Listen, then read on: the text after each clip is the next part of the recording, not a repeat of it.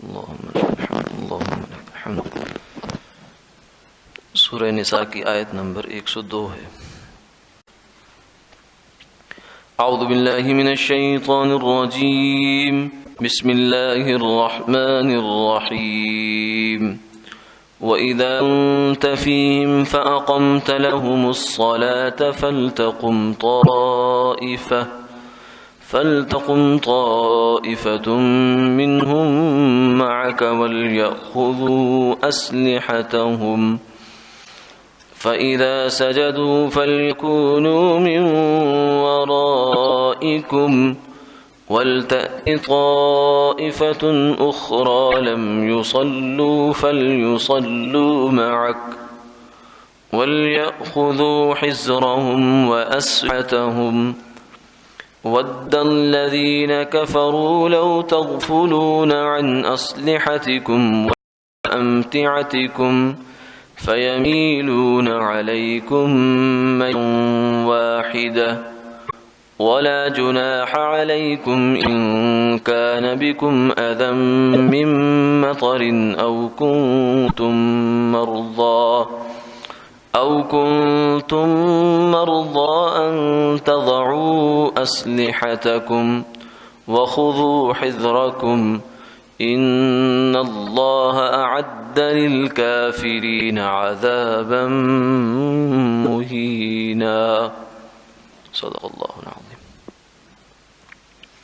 اور جب آپ ان میں موجود ہوں پھر نماز میں کھڑا کریں تو چاہیے کہ ایک جماعت ان کی آپ کے ساتھ کھڑی ہو اور وہ اپنے ہتھیار اپنے ساتھ لے لیں. پھر جب یہ سجدہ کریں تو یہ آپ کے پاس سے چلے جائیں اور دوسری جماعت آ جائے جس نے ابھی نماز نہیں پڑھی وہ آپ کے ساتھ نماز پڑھیں اور چاہیے کہ اپنے بچاؤ کا سامان لے لیں اور اپنے ہتھیار بھی لے لیں. کافر لوگ تو یہ چاہتے ہیں کہ یہ اپنے ہتھیاروں سے اور اپنے سامان سے غافل ہو جاؤ تم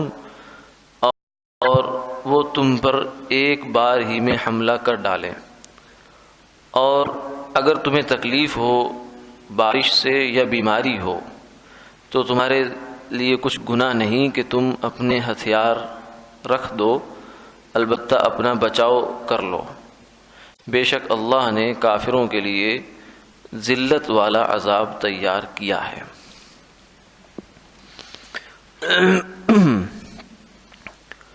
روایات میں یہ تذکرہ آتا ہے کہ آقا علیہ الصلوۃ والسلام اپنے صحابہ کے ساتھ ایک دفعہ عصفان کے علاقے میں موجود تھے اور سامنے مشرکین مکہ کا لشکر تھا اور اس وقت تک حضرت خالد ابن ولید رضی اللہ عنہ مسلمان نہیں ہوئے تھے اور وہ اس لشکر کی کمان کر رہے تھے. تو ظہر کی نماز کا وقت ہوا، مسلمانوں نے نماز ادا کر لی. پھر کافروں کو خیال ہوا بالکل آمنے سامنے گویا کہ صفیں گویا کہ بنی ہوئی ہیں. کافروں کو خیال یہ ہوا کہ بڑا اچھا موقع تھا کہ جب یہ مسلمان نماز ادا کر رہے تھے اس وقت ہم ان پر حملہ کر دیتے اور تاکہ ان کو سنبھلتے سنبھلتے ہم اپنا کام کر لیتے. پھر کہنے لگے کوئی بات نہیں، ابھی تو ایک نماز انہوں نے پڑھی ہے، ابھی انہوں نے ایک اور نماز پڑھنی ہے جسے عصر کی نماز کہتے ہیں اور یہ پڑھیں گے ضرور. یعنی کافر یہ کہنے لگے کہ یہ پڑھیں گے ضرور کیونکہ نماز انہیں اپنے مال سے، اپنی جان سے، اپنی اولادوں سے زیادہ پیاری ہے. یعنی کافر جو ہے اس کی مسلمان کے بارے میں یہ ذہن ہے، پرسیپشن اس کی یہ ہے کہ مسلمان کو نماز، مال، جان، آل، اولاد سب چیزوں سے پیاری ہوتی ہے اور جنگ میں بھی یہ نماز چھوڑیں گے نہیں. ان کا چلو کوئی بات نہیں، ابھی اثر آتی ہے تو پھر ایسا کر لیں گے. تو ظہر تو آپ نے عام طریقے سے ادا فرمائی، سے پہلے سے ایک طریقہ چل رہا تھا کہ سارے صحابہ کھڑے ہو گئے اور آپ نے جماعت فرما لی. اور یہ تھے بھی قبلے کی جانب، یعنی جس جانب بیت اللہ ہے اس جانب کافروں کا لشکر تھا. لیکن عصر میں جب یہ منصوبہ انہوں نے بنایا تو اللہ رب العزت نے جبریل علیہ الصلوۃ والسلام کو بھیج دیا اور یہ آیات نازل فرما دی کہ میرے محبوب اب جو آپ کی نماز ہے یہ بھی ہوگی لیکن اللہ نے اس کے لیے ایک طریقہ بدل دیا ہے کہ عین میدان جنگ میں بھی نماز جاری رہے گی، لیکن ساتھ کے ساتھ اپنا بچاؤ اور جو کافروں سے حفاظت کا سامان ہے وہ بھی چلے گا۔ اور اسے کہا گیا صلاۃ الخوف، یعنی جب خوف کی حالت ہو، چاہے دشمن کا خوف ہو یا پھر یہ ہے کہ کسی درندے وغیرہ کا خوف ہو، کوئی ایسی صورتحال بعض دفعہ بن جاتی ہے، تو ایسے موقع پر نماز کا وقت نکل رہا ہے تو نماز تو معاف نہیں ہے، نماز معاف نہیں ہے۔ ہاں، اس کی ترتیب اللہ نے بدل دی ہے، یعنی اس سے یہ اندازہ کیجئے پچھلی آیت سے بھی اور اس آیت سے بھی کہ سفر میں بھی فرمایا نماز معاف نہیں ہے، ہم کم کر دیتے ہیں، تھوڑی کمی کر دیتے ہیں، لیکن نماز چھوڑنے کی گنجائش نہیں ہے، 5 نمازیں پوری پڑیں گی۔ اور یہاں جب خوف کا مسئلہ آیا تو فرمایا کہ نماز معاف نہیں ہے، ہاں اس کی ترتیب بدل دی جاتی ہے۔ ترتیب یہ بدلی گئی کہ صلاۃ الخوف کا طریقہ یہ ہے کہ بہتر طریقہ علماء نے لکھا کہ یہ ہے کہ 2 جماعتیں ہو جائیں، یعنی ایک جماعت کافروں کے سامنے کھڑی رہے اور دوسری جماعت، دوسرا جو طبقہ ہے، دوسرا جو گروہ ہے، وہ اپنی پوری نماز ایک امام کے پیچھے تسلی سے پوری کر لے، اور پھر یہ ان کی جگہ آ جائیں اور دوسرے جا کر اپنی نماز پڑھ لیں مکمل۔ اصل تو یہ ہے، لیکن اگر کسی ایک امام کے پیچھے پڑھنی ہے یا پڑھنے پر اصرار ہو یا سب کی خواہش ہو، جیسا کہ حضور صلی اللہ علیہ وسلم کے زمانے میں حضور کے ہوتے ہوئے کسی اور کو مصلی پر صحابہ دیکھتے نہیں تھے، دیکھ نہیں سکتے تھے، تو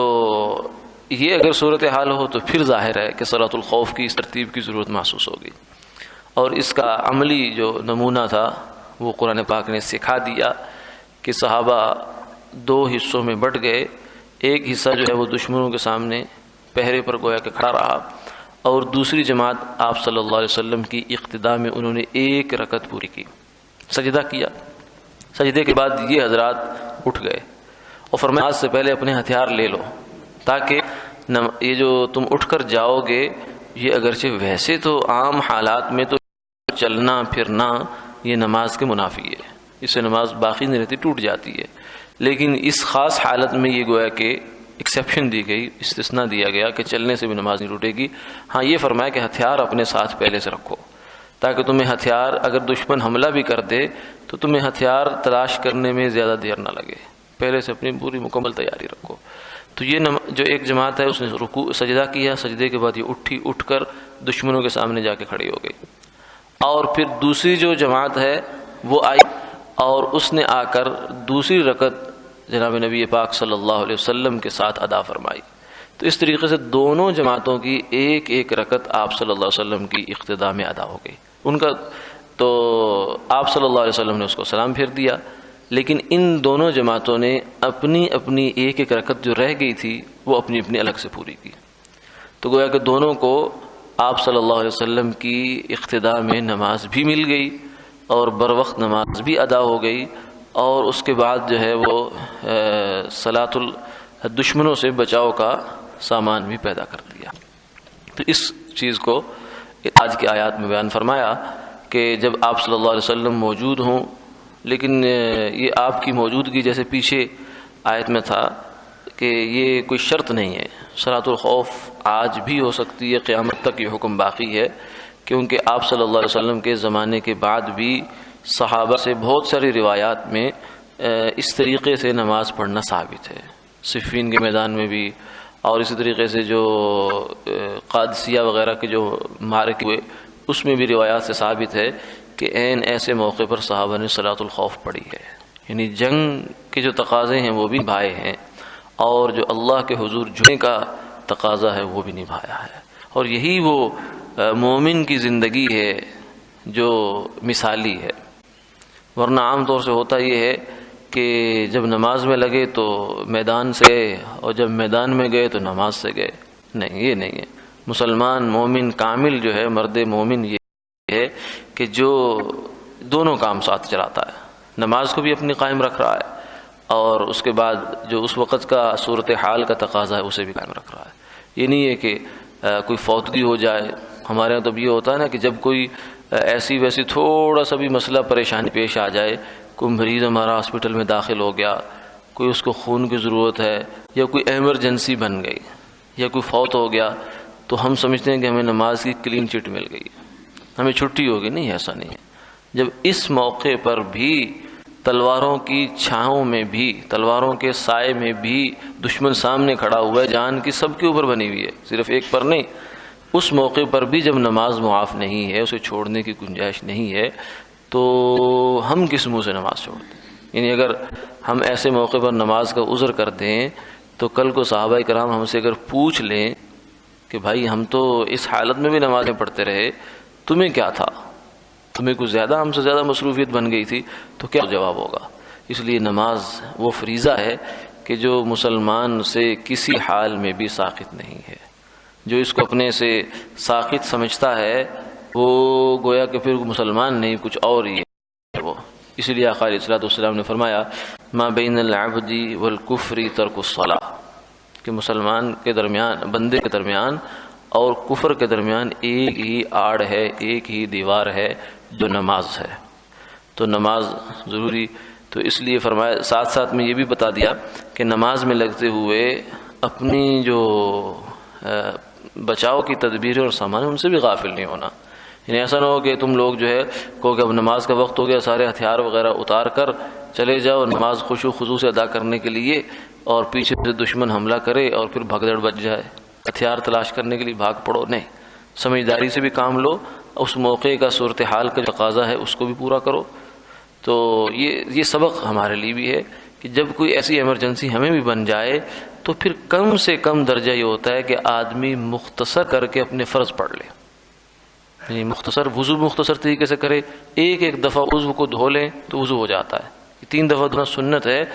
جب عام حالات ہوں تو 3 دفعہ ہی دھونا چاہیے، وضو کامل ہوتا ہے اس سے، لیکن 1 دفعہ دھونے سے بھی وضو ہو جاتا ہے. تو وقت تنگ ہو رہا ہے تو بھی اس سے کام لیا جا سکتا ہے، فرض ادا ہو جاتا ہے.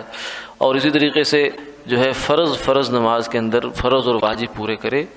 اور نماز پڑھ لے تو کچھ زیادہ وقت نہیں لگتا. یعنی 5-6 منٹ میں آدمی کوئی سی بھی نماز ہے وہ پڑھ سکتا.